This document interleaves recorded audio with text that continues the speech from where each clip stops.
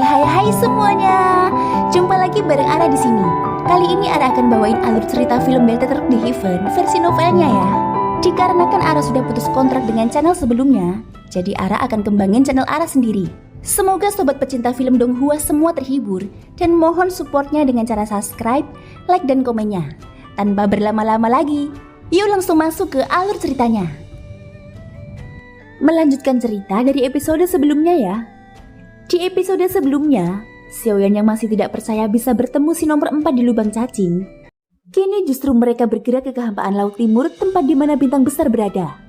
Sesampainya di sana, banyak darah yang mengalir dan mayat berserakan di mana-mana. Sepertinya pertempuran dahsyat baru saja terjadi. Di Ngarai, bahkan mereka yang terluka parah masih berdiri dengan susah payah menghadapi pertempuran dahsyat terakhir mereka. Jumlah pasukan dari Sensi kurang dari 10.000. Dan kebanyakan dari mereka terluka parah saat menghadapi ratusan ribu prajurit Taizu.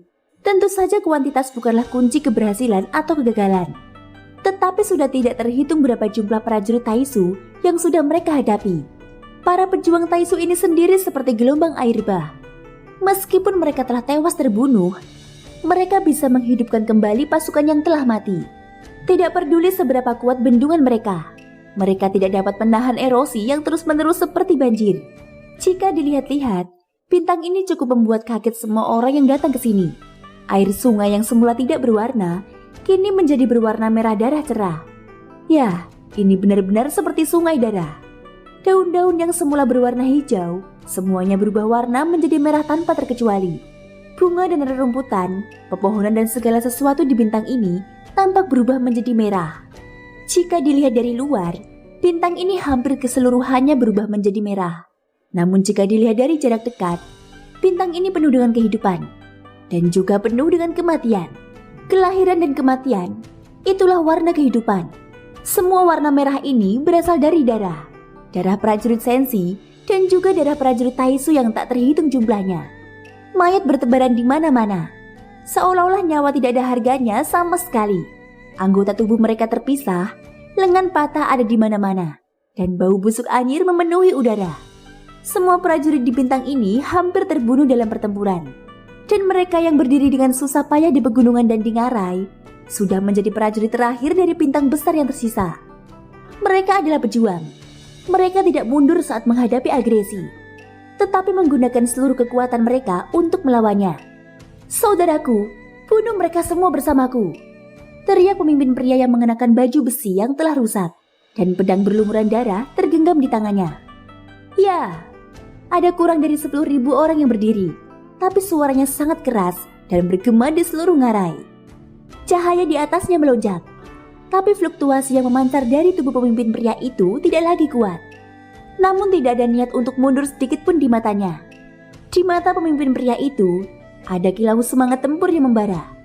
Meskipun tidak ada cara untuk mundur, rasa takut semacam itu mereka jadikan acuan untuk terus maju melawan Taizu. Itu juga bisa dikatakan merupakan semacam semangat. Serang!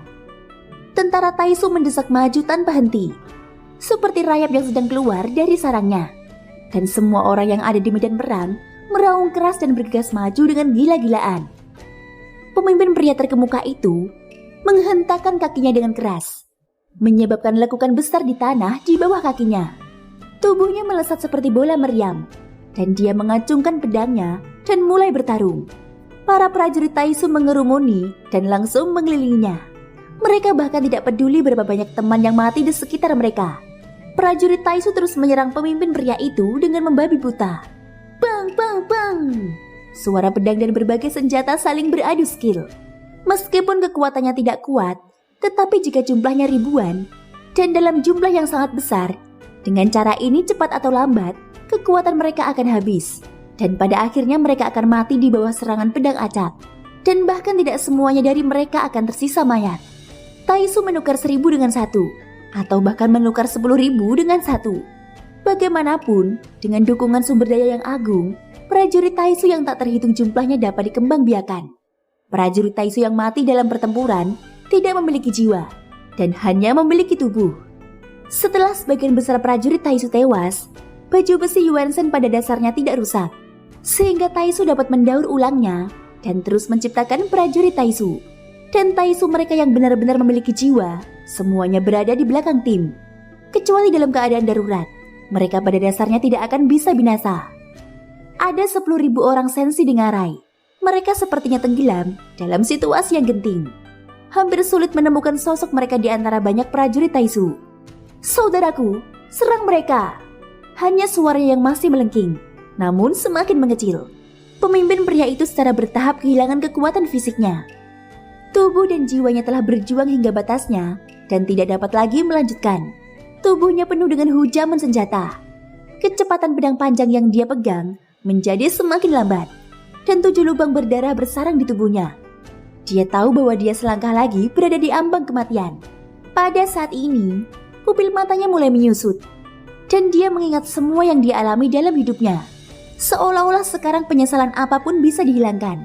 Pandangan matanya perlahan-lahan menjadi kabur. Pedang di tangannya berhenti berayun. Di beberapa bagian titik dan darah di mulutnya terus mengucur. Di tengah kesadarannya, dia berkata pelan, "Apakah aku akan mati?" Ternyata perasaan mati itu tidaklah buruk. Saat dia bergumam, sebuah suara tiba-tiba terdengar seperti guntur di telinganya. Hampir menyebabkan pupil matanya yang menyusut tiba-tiba menjadi sedikit lebih hidup. "Sekarang, belum saatnya kamu mati." Saat suara itu terdengar, sebuah pil ditembakkan ke dalam mulutnya. Vitalitas agung mengalir ke dalam tubuhnya, dan semua senjata di tubuhnya terlempar. Sesosok muncul di depannya, dan pemimpin pria itu tidak mengenalinya. Sosok di depannya ini memiliki postur tubuh yang ramping dan wajah yang sangat tampan. Hahaha, ini pasti halusinasi sebelum kematian. Pria itu tersenyum pahit, lalu menggelengkan kepalanya dan segera menutup matanya. Dia mengira itu semua hanya ilusi, hanya kesenangan sesaat sebelum kematian. Saat dia memejamkan mata, suara yang dia dengar dengan telinganya menjadi semakin jelas, termasuk jeritan, suara perkelahian, dan suara daging dan darah yang terkoyak. Pada saat ini dia tiba-tiba membuka matanya. "Tidak, ini bukan ilusi," ucap pemimpin pria itu. Dia melihat seorang pria di depannya dengan tangan di belakang punggungnya. Di udara, prajurit Taisu yang tak terhitung jumlahnya jatuh, dan ratusan ribu prajurit Taisu dimusnahkan dengan kecepatan tinggi. "Bolehkah aku mengetahui namamu?" ucap Xiaoyan sembari menatap pemimpin pria itu yang dalam keadaan sekarat. Pemimpin pria itu membalikkan punggungnya, kemudian berbicara dengan lembut. "Feng Shui." Segera Xiaoyan mengangkat tangannya, dan lautan api muncul di depannya. Bahan obat yang tak terhitung jumlahnya terbang ke lautan api. Aroma ramuannya begitu kuat. Melihat pemandangan ini, mata Feng Shui dipenuhi dengan keterkejutan. "Bagikan ramuan penyembuh ini. Bagikan ke mereka yang akan segera mati," ucap Xiaoyan. Puluhan ribu pil ditangguhkan di depan Feng Shui. Yang terakhir akhirnya bereaksi. Rasa sakit di tubuhnya membuatnya terbangun, tetapi dia pulih dengan kecepatan yang sangat menghancurkan. "Terima kasih, senior." Feng Shui sangat gembira hingga dia hampir menangis. Dia buru-buru mengambil pil itu dan membagikannya kepada orang-orang yang selamat di ngarai. Di atas langit, prajurit Taisu seperti hujan, dan mayat mereka berjatuhan, mengeluarkan suara teredam saat jatuh ke tanah. Ratusan ribu prajurit Taisu sepertinya bukan tandingannya, dan kebanyakan dari mereka mati dalam sekejap. "Apakah Tuan berasal dari dunia iblis kuno?" ucap Feng Shui selesai membagikan pil ke para prajurit yang terluka. Dan dia kembali ke sisi Xiaoyan. "Aku baru saja memasuki kehampaan Laut Timur. Bintang ini sangat dekat dengan lubang cacing kecil. Jadi aku datang ke sini secepat mungkin dan menyelamatkan prajurit ini. Apa hubunganmu dengan bintang ini? Apakah kamu dikejar ke sini oleh Taisu? Dan apakah ada Taisu lain di sekitarmu? Ceritakan semua yang kamu tahu." Xiaoyan terus bertanya dengan serius. "Bintang ini disebut bintang besar, dan saya adalah nenek moyang dari bintang ini. Sekarang bintang-bintang di sekitarnya telah kehilangan kontak, dan situasinya seperti apa tidak dapat diketahui." Pemimpin dan para prajurit Taisu ini datang dan pergi, seperti rayap yang keluar dari sarangnya. Tidak akan ada habisnya. Ketika mereka muncul, bintang akan binasa. Feng Shui tidak berani lalai. Dia buru-buru menjawab Xiaoyan dengan tangan terangkat. "Istirahatlah, dan setelah berurusan dengan mereka, tinggalkan aku," ucap Xiaoyan, tapi dia tidak berkata apa-apa lagi. Lalu dia menatap dewa virtual yang lebih besar. Dalam sekejap mata, bang! Pada saat ini suara yang sangat keras bahkan mengejutkan Feng Shui. Baru saja dia melihat ke atas dan melihat bahwa Taisu telah meledak. Thank you guys sudah mendengarkan ceritaku di episode kali ini sampai akhir. Ikutin terus kelanjutan episode berikutnya ya. Semoga hari kalian menyenangkan. Sampai jumpa dan bye-bye.